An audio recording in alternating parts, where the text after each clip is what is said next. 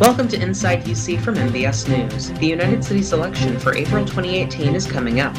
We'll bring you the latest on the candidates, the campaign, and the latest polling information. MBS News will be hosting a debate for the election live on Saturday, April 7th at 6 p.m. GMT. We'll tell you more about the debate. The Public Works Committee and the History Committee released their first monthly reports for the month of April. We'll bring you more details on those reports. And we'll take a look at the Transit Committee weeks after President Castle merged it with the Roads Committee on Inside UC from MBS News this Thursday, April 5th, 2018.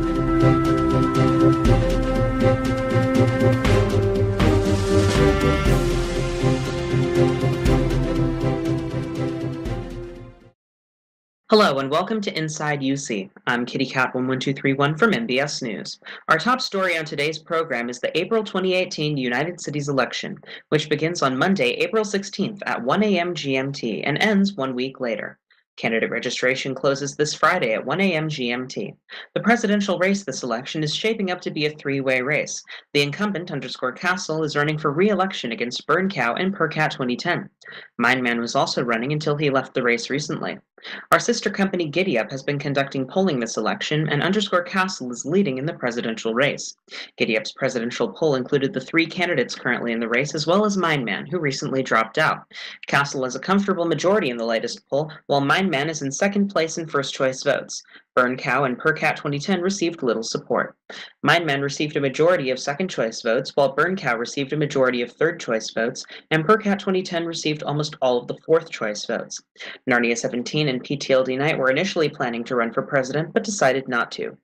For vice president, it's the first four-way race since the presidential election in July between Mindbender 15, Cookie 46910, Dragon Bloom 419, and Ryan FR. Ryan FR leads the race with exactly half of the first-choice votes in the latest poll, while Cookie 46910 received half of Ryan's votes, and Dragon Bloom 419 and Mindbender 15 received little support. For Attorney General, the incumbent, Skelly Zomperman, is running for re-election against Frosty Creeper 10. GiddyUp polling shows Skelly Zomperman with a majority over Frosty Creeper. And for Chief Justice, Cal 76, Ezzo, and Capt. Lincoln are the three contenders. Cal 76 enjoys a comfortable majority over Ezzo in GiddyUp's polling. However, Capt. Lincoln was not considered in that poll as he was not in the race when it was conducted. Incumbent President Castle has campaigned on a message of reviving interest in the United Cities. Castle stated that the United Cities should focus on recruiting new members, stating that the United Cities will not, quote, seem successful, unquote, with few active members. One of his proposals to accomplish this is to hold an event similar to the United Cities headquarters building competition, which Castle oversaw in the first term of his presidency in 2017, in order to maintain increased interest in the United Cities. Mindman was Castle's leading opponent in the election before dropping out on April 3rd and challenged Castle over perceived inactivity in his latest term as president, criticizing him for not holding the Roads Committee to account over the progress on the A8 highway until late in his term. The A8 extension from Spring Valley to Vegeta was finished in March after Castle merged the Roads Committee into the Transit Committee and assisted the merged committee in finishing the highway. The extension was a work in progress in the Roads Committee since September, a timeframe spanning 3 presidencies. Regarding his level of activity and leadership, Castle did state his regret for not taking a more hands-on approach with the Roads Committee, but said he was encouraged by the recent progress made under the newly merged Transit Committee. In response to criticism from Mindman that he had not led the United Cities as actively as in his first 2 terms in 2017, Castle said that his first 2 terms were at a time in which there were more members actively participating in the United Cities, suggesting it was necessary to engage more members for the United Cities to be successful. Burncow, who was also running for president, echoed a similar sentiment of reviving the United Cities from several presidential terms of inactivity and more effectively leading executive committees, as well as introducing new committees and creating a committee to organize events. PerCat 2010 is also running for president, having declared his candidacy not long after the January election.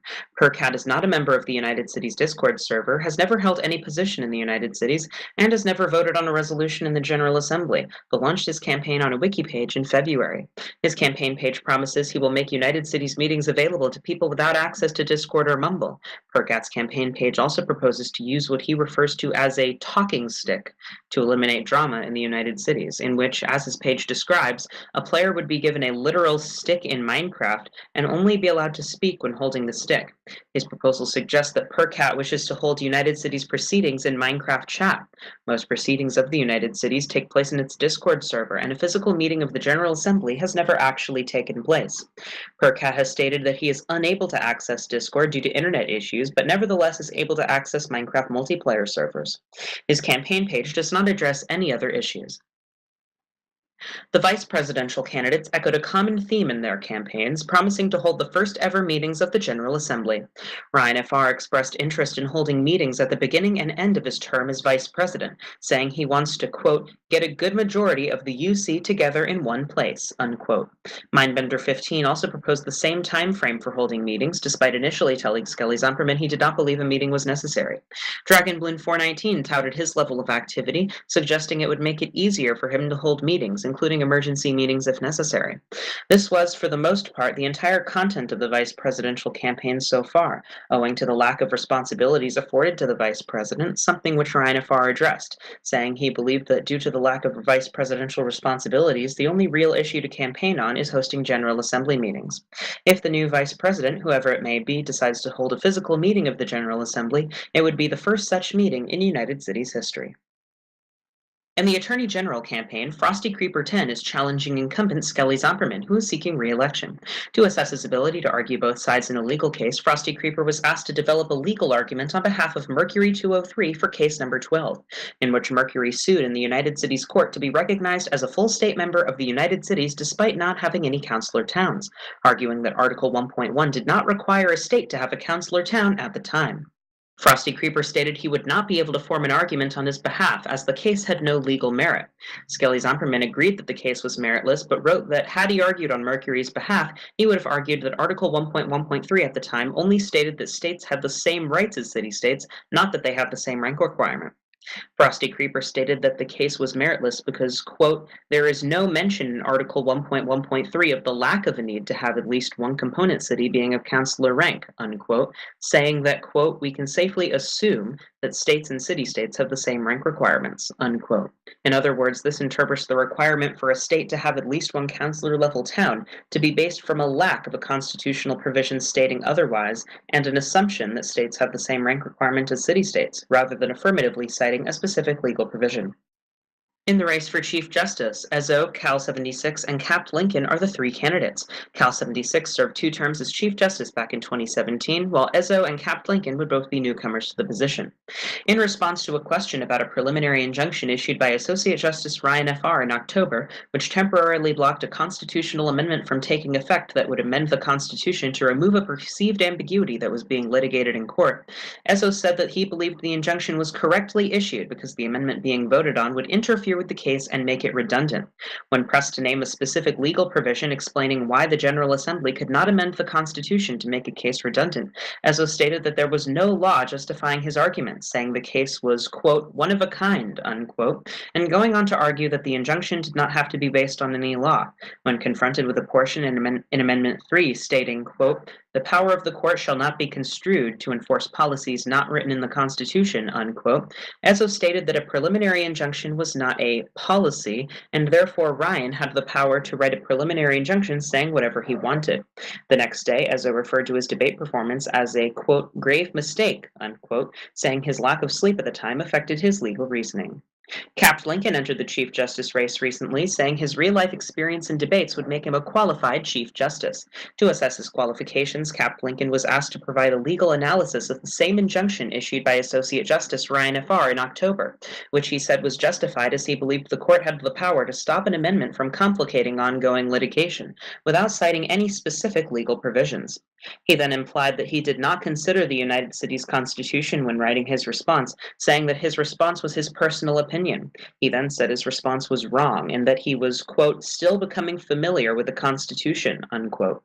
When asked about his apparent lack of familiarity with the Constitution, he stated, quote, "I've seen absolutely nothing of the internal workings of the UC. I have no experience and frightfully little understanding thus far," unquote, and that, quote, "It may be very well that I make bad decisions on the bench if elected," unquote. However, he also stated that he wanted to use the position as a chance to educate himself, asking, quote, "How is one ever to learn how when that chance is not granted to them?" unquote. Cal 76, who is also running for Chief Justice, has not made any comments or had any participation in the debate in the United Cities Discord as of the production of this broadcast. On Saturday, April 7th at 6 p.m. GMT, MBS News will be hosting its live televised debate with the candidates in the United Cities election. The debate will take place in Studio 6A, the debate hall here at the MBS Broadcasting House, and will be broadcast live. MBS News is accepting questions from members of the public to ask the candidates during the debate. The link to the form to submit those questions is on your screen. Candidates who cannot make it to the debate, which will be held through Discord, are asked to submit a candidate statement to KittyCat11231, the equivalent to an opening statement, which will be read aloud at the debate.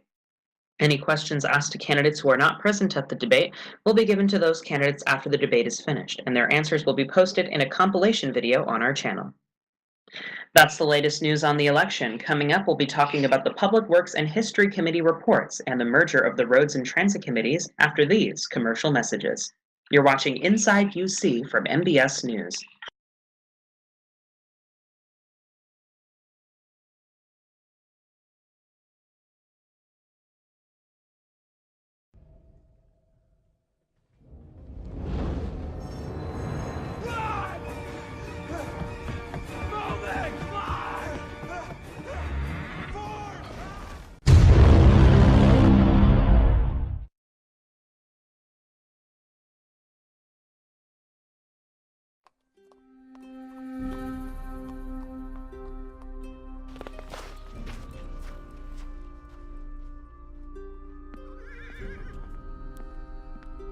Can I have a fresh donut, please? What's a donut? We only serve muffins.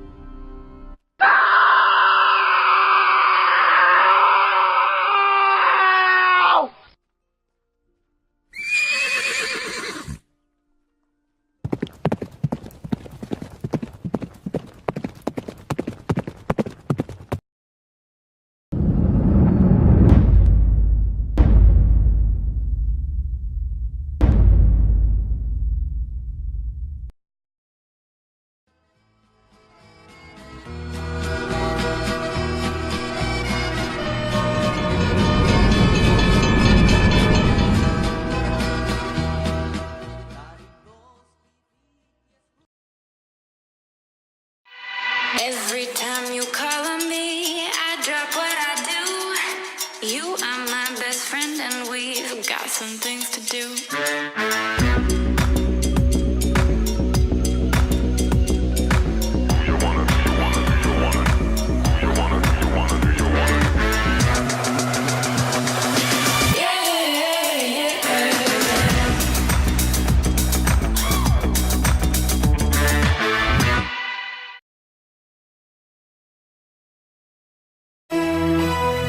Hi, I'm Myman in the MBS newsroom. Here's what's happening.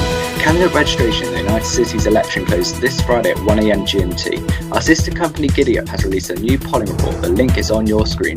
MBS News will be hosting its live election debate on Saturday, April 7th at 6 PM GMT. The beta server has been open for public testing for Citizens and Discord SRV plugins. The server address is on your screen.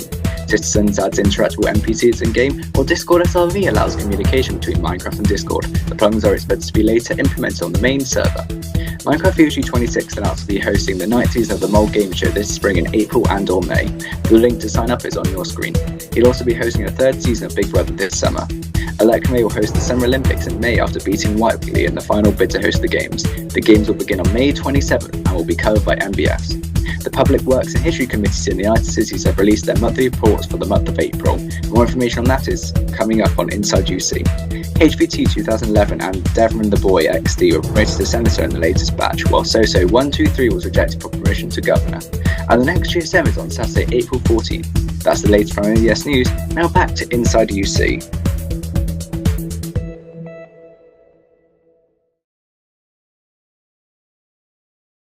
Welcome back to Inside UC.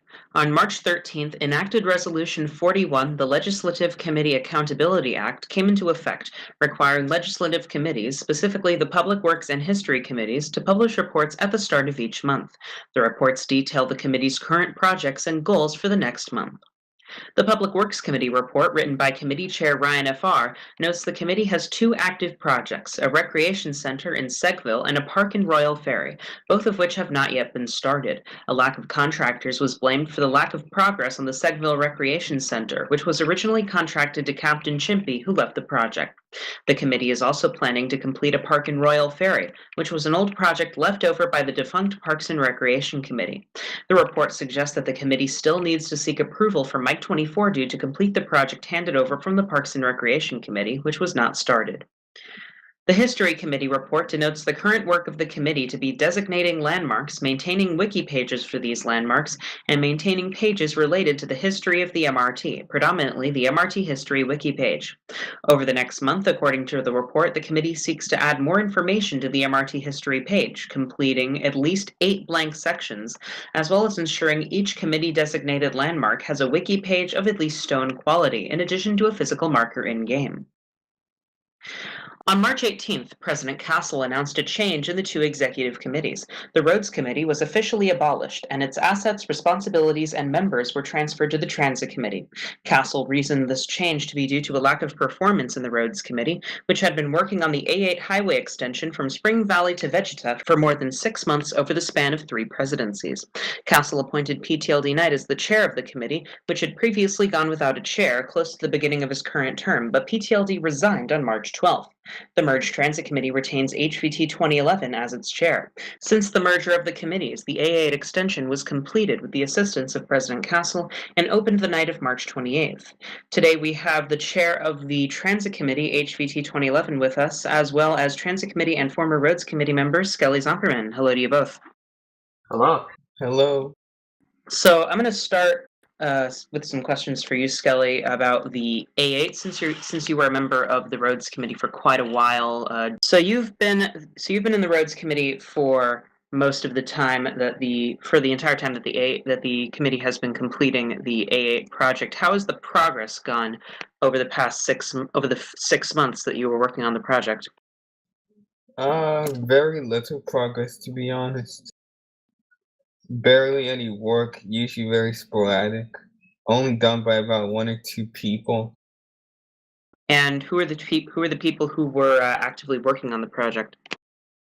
PTLD and myself, and once in a while a staff member would help. All right, and before Castle took action in merging the two committees, when you were working on the A8, how much progress did you complete up until the point where the two committees were merged? Probably around a third or so. Most of the progress was early on in the project. All right, and what was it like working with the other Roads Committee members? You of course said that most of the members did not contribute to the project. So what was it like working with PTLD to try to complete the project? Well, honestly, the issue was that we were all inactive, and I blame myself more than anything else, to be honest. All right. And when you were working on it, when you were working on it before the merger of the two committees, what cities did you get through, and what did you have to work with any mayors or get any permissions or stuff like that? Well, we got to Eagle Shore, and the mayor of that town, Talon Place, wanted a road connection to his town, so we actually invited him onto the Discord and talked with him a bit, both before and after the merger, about how a road would be built. Kel5 was actually building the road for him. So what was strange was that Kel actually never came on the Discord, even though I asked him to. All right, and so you said you only got about a third of the project done in the time before the committees were finished, and you said most of this work was in the early on in the project? Honestly, I'm not too sure because I never really got too familiar with the project. for me, in my opinion, it's mostly being pushed by PTOD, who actually proposed it back in September.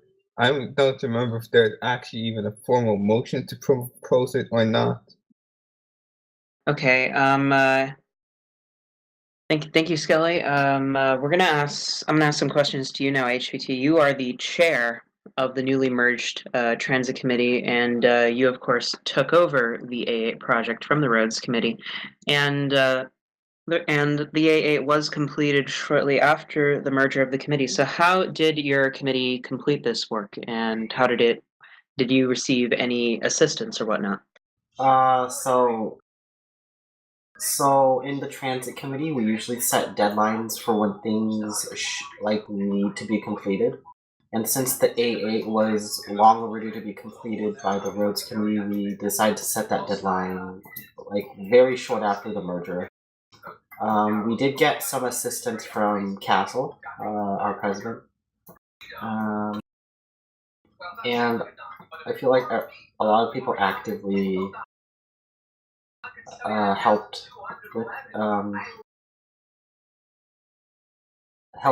the project. All right, and so you completed that in in late March, a few days after the merger, if I recall. What members of the committee worked with you on this project to complete the A8? I believe Woolrich, Fred, I think Skelly did some, and I believe Frosty did too. All right. So you of course completed the A8, but the A8 wasn't, from what I can see on the Roads Committee's former wiki page, the A8 wasn't the only project the Roads Committee had on its agenda.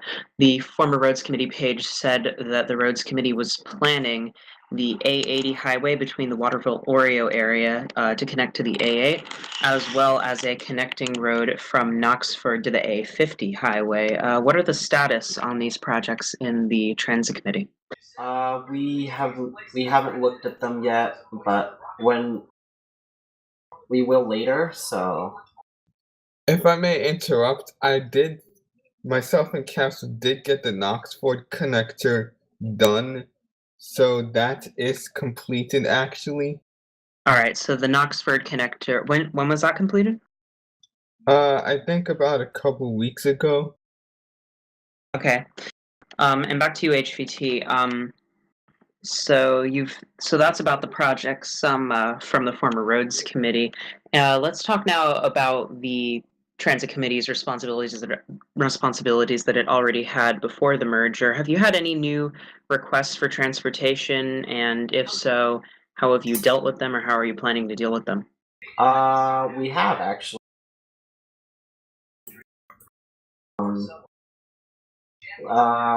Burn Cow has requested a road, bus and boat connections to his town of Knoxford, I believe. And I'm about to have the voting form out for that when I have time. All right, and you've not received any other requests than that? I don't believe so, no. All right, thank you, HVT and Skelly, for joining us. This has been Inside UC from MBS News. Be sure to be here at 6 p.m. GMT on Saturday for the MBS News United Cities election debate. We'll be broadcasting that live. And you can always get news from MBS News at bit.ly/MBS News and twitter.com/news_MBS. I'm KittyCat11231, and have a great day.